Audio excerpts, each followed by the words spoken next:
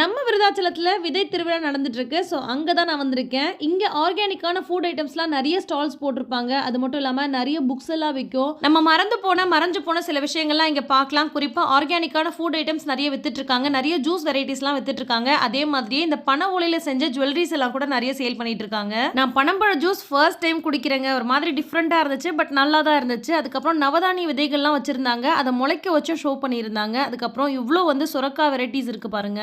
பேர் தெரியாத என்னென்னமோ கீரைகள் மூலிகை எல்லாம் இருந்துச்சு. அதே மாதிரி எல்லா விதமான அரிசி அதோட நெற்பயிர்கள் எல்லாமே பீப்புள்ஸோட பார்வைக்காக அழகா ஆர்கனைஸ் பண்ணி ஷோவுக்காக வச்சிருக்காங்க. அப்புறம் சிறுதானிய ஐஸ்கிரீம், மாம்பழ ஐஸ்கிரீம், பலாப்பழ ஐஸ்கிரீம்னு என்னடா கேள்விப்படாத ஐஸ்கிரீமா இருக்குதுன்னு சொல்லிட்டு ஒரு பலாப்பழ ஐஸ்கிரீம் வாங்கி சாப்பிட்டேங்க. செம்மையா இருந்துச்சு. இப்ப மரபு விதைகளே பெரும்பாலும் கிடைக்கிறது இல்ல. எல்லா இடத்துலயும் ஹைபிரிட் விதைகள் மட்டும் தான் கிடைக்குது. ஆனா இங்க மரபு விதைகள் அவ்வளோ வெரைட்டிஸ்ல வச்சிருக்காங்க. ஒரு தக்காளி எடுத்துட்டோம்னா அதுலயே ஒரு 20 வெரைட்டி 30 வெரைட்டிஸ் இருக்குது. துணிப்பையில இப்ப இருக்கிற ஜெனரேஷனுக்கு பிடிச்ச மாதிரி டிஃப்ரெண்டான பிரிண்டிங்ஸ்லாம் வச்சு பேக்ஸ் எல்லாம் ரெடி பண்ணி சேல் பண்ணிட்டு இருக்காங்க. தேங்காய் பால் ஜூஸ், ஆவாரம் பூட்டி, என்னமோ ஒரு கூழ் மாதிரி வாங்கி ட்ரை பண்ணியிருந்தேன். கண்டதையும் சாப்பிட்டு பழக்கப்பட்ட நம்ம வாய்க்கு நல்லதெல்லாம் சாப்பிடும்போது கொஞ்சம் வித்தியாசமா தாங்க தெரியுது. வீட்டுக்கு கொஞ்சம் பனங்கிழங்கு அல்வாவும் வாங்கிக்கிட்டேன். பஞ்ச நூலா திரிக்கிறத ஃபர்ஸ்ட் டைம் நேர்ல பாக்குறேன். பாக்கறதுக்கே ரொம்ப நல்லா இருக்கு. இந்த விதை திருவிழா நம்ம விருதாச்சலம் பாய்ஸ் ஸ்கூல்ல தாங்க நடந்துச்சு. ஸோ முடிச்சுட்டு கிளம்பியாச்சு. பாய்.